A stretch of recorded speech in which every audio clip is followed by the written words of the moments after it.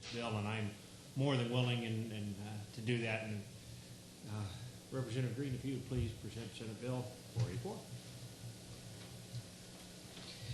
Thank you, Mr. Chairman and members of the committee. I bring you Senate Bill 484, as passed in the Senate by Senator Bullock of the 11th. The bill deals with naming the city of Colquitt as Georgia's first mural city. Now, I want to demonstrate what's going on down in the area there. On the downtown area, which is on the National Historic Registry. Excuse me, we have someone else hold those pictures up. The internet webcasting doesn't pick up your voice unless you're actually talking into the microphone. Having tried to watch the committee meeting, you realize it's quite a problem without that. I apologize. That's all right. Thank you. Thank you, Mr. Chairman. And what we have here is the murals that are being painted in downtown Colquitt in Miller County. They have completed 10 of these. They started on the 11th. The price of these run anywhere from $30,000 to $55,000 to do. And you can see that they take scenes from everyday Georgia life. And they have created these different scenes about Georgia life. And it has been a great tourism draw for the city of Colquitt. As you may know, the area of Colquitt and Miller County is the home of Swamp Gravy, our folk history play that is done in that area. It is one of the greatest plays, and it is completed by the people there in the area. They are local residents who are the actors, and they keep it going there. We are also doing, in this particular area,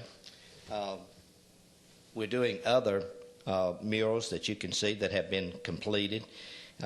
It shows some of the scenes from everyday life, once again, in these particular areas. We have a bunch of these, but these are two that I picked out to give y'all the type of things that's going on in that particular area. And what we're asking is that on the 150th anniversary of Colquitt and Miller County, that this city be named Georgia's first mural city. And that's the essence of the bill, Mr. Chairman and members of the committee. That's excellent. I do have a couple questions. The first, President Comey, any questions? Is this year, 2006, 150th anniversary? Yes, sir, it is. Okay. And just for interest, it really doesn't have anything to do with the bill, but with this cost of $30,000 to $55,000 per mural, who is paying for that? Are these artists donating it, or is it brought by private funds? It's done by private funds. The city goes after grants, and they go after individual foundations. They are going to individual foundations asking for funding, and so far they have not been turned down. And that is the mission of the Colquitt Miller Arts Council Incorporated. They use that's part of their mission, is to create these murals in downtown Colquitt there. So if we were to pass this bill, then this would certainly actually ease the financial burden on the state and on all government, because it would probably increase private funding by having this as the official mural. I could see where artists from perhaps out the world might even want to come and donate or at a low cost, or corporations might want to participate in this. This is our hope. This is what we are hoping to achieve by trying to get it designated. It's a very worthwhile project. We will make sure. Yeah, Representative Dahl, please.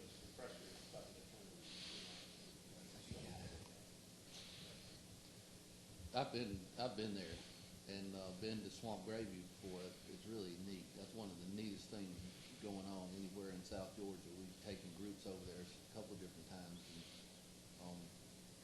I appreciate the work that's being done over there. It's really a nice place to go and spend a day just wandering around town. It's very enjoyable. And I commend you for doing this, and I think it's just going to continue to be a good thing for the community there. Thank you very much. You have hit the nail on the head by saying it's a very neat area to find things going on there. We have found that a town that was dying found a little something that they could rally around. And from that rallying point, they have had spin-offs from this particular entity they have, Swamp Gravy. Now the shops are open around town selling novelties of this. Antique stores have opened up, and now we have a sound stage that's being built in southwest Georgia that will be producing a film this next year. So all of these things are beginning to come together. Small town, but big hopes. Thank you very much, Representative Green. And I'm from North Georgia, not South Georgia, and I'm sure Swamp Gravy probably go pretty good with fried chicken. So we'll look forward to it, and we'll look forward to seeing if we can get time with the full committee and be able to see if we can act on this. Thank you. Time is running out within a few days. Will we need to come back to the hearing? I don't believe that's necessary. Talk to Representative Holton. If he has any questions, it's not that this is a technical bill, that I Right. think you would need to do that, but if so, we'd certainly notify yourself or the senator Okay. if that would be necessary. Thank you so much, and thank you so much for listening to us about this particular issue there. Okay. Thank you. So much for presenting it. Next, we have House Resolution 1859 by Representative Abdul Salam. Roberta, if you would. Thank you, Mr. Chairman. Good morning. I will apologize for my gravelly voice. It's normally pretty booming. A little bit of the flu. Mr. Chairman, members of the committee, those that have joined us this morning, I won't take long.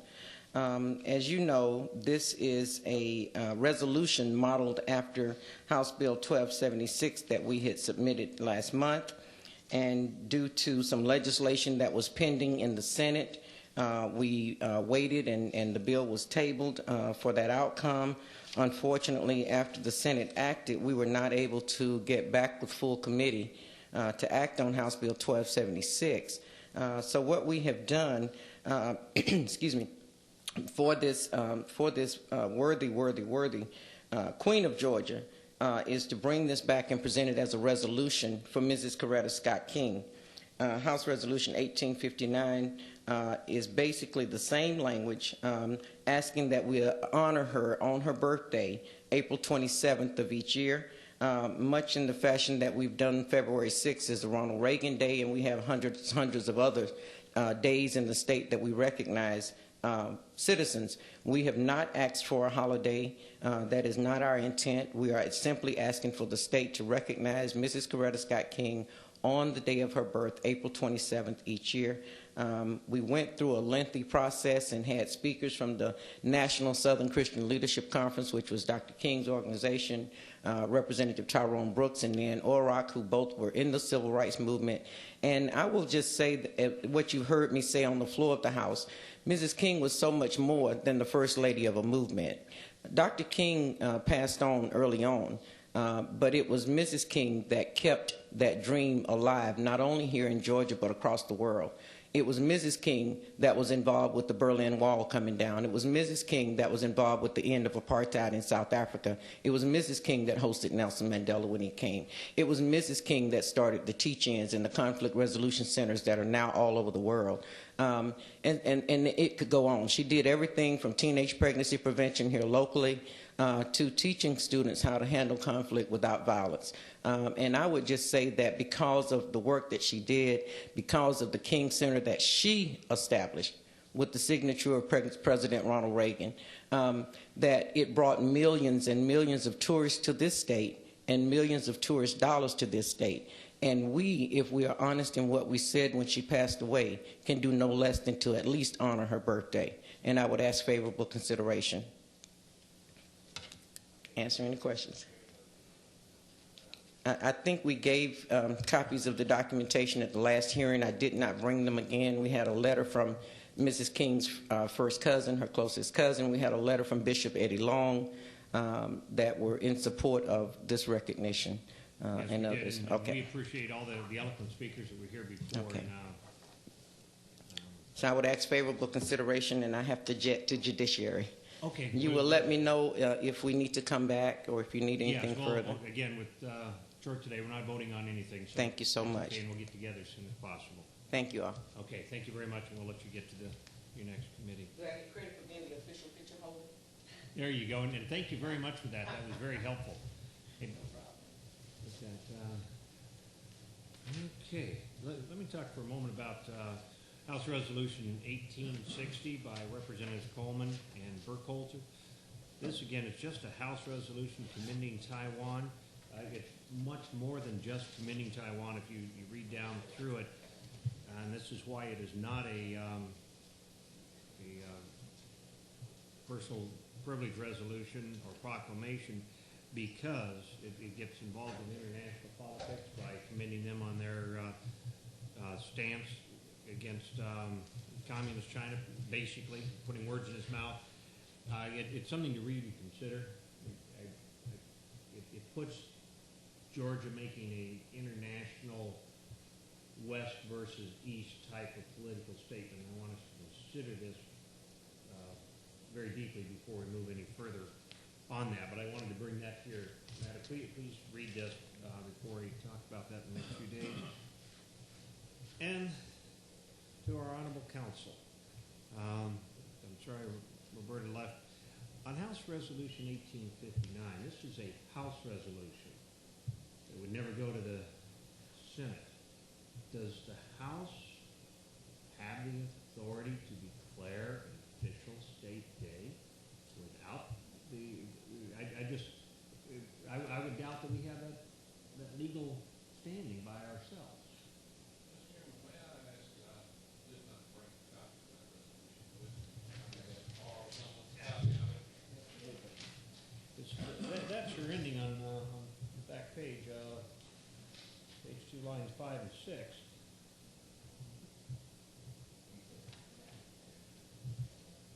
And, Mr. Chairman, that is a very pertinent question. And I'm afraid it's going to elicit a somewhat rambling answer.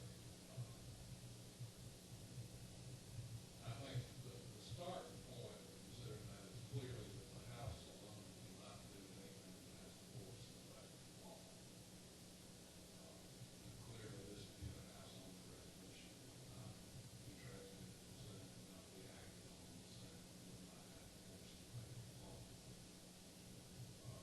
Traditionally, to designate an official state symbol, an official state day, anything of that nature,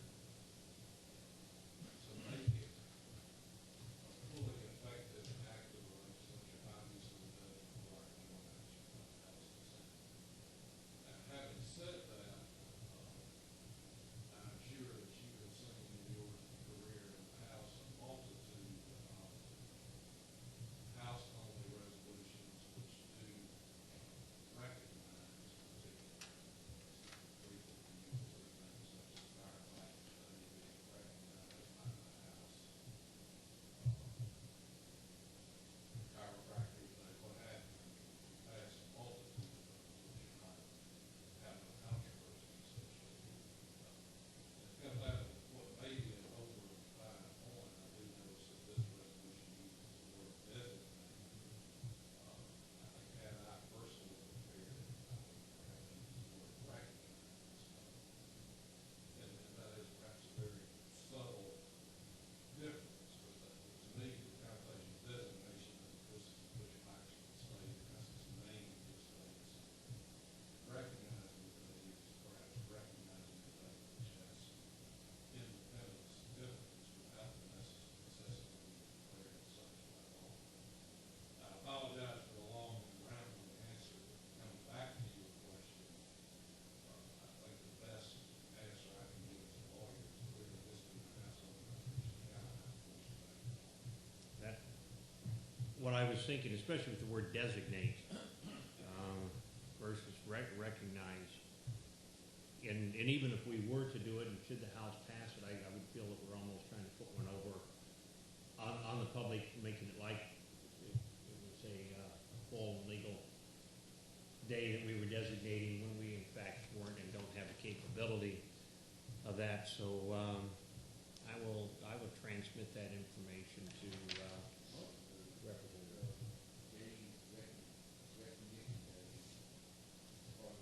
Seems like here for the year that they're following. I think that's probably true. It's like last year, I followed Alpha Solutions is recognized prison chapter. Now this year, I followed Bill, which was recognized for Monday in March as prison chapter appreciation. And it was passed by House of Representatives. I think that is a distinction between a one-house resolution and a house court back law, back law is continuing until changed by some future legislature. I think you make a very good point. It's for the recognition resolutions that we frequently pass such as firefighters do tend to be annually reintroduced and repassed year after year.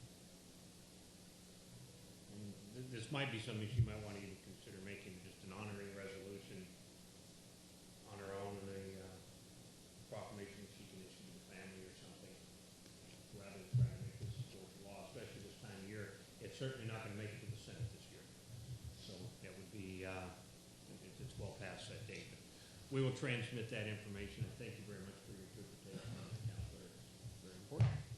With that, is there any other information needs to come in front of the committee? With that, the meeting is adjourned. I thank you very much.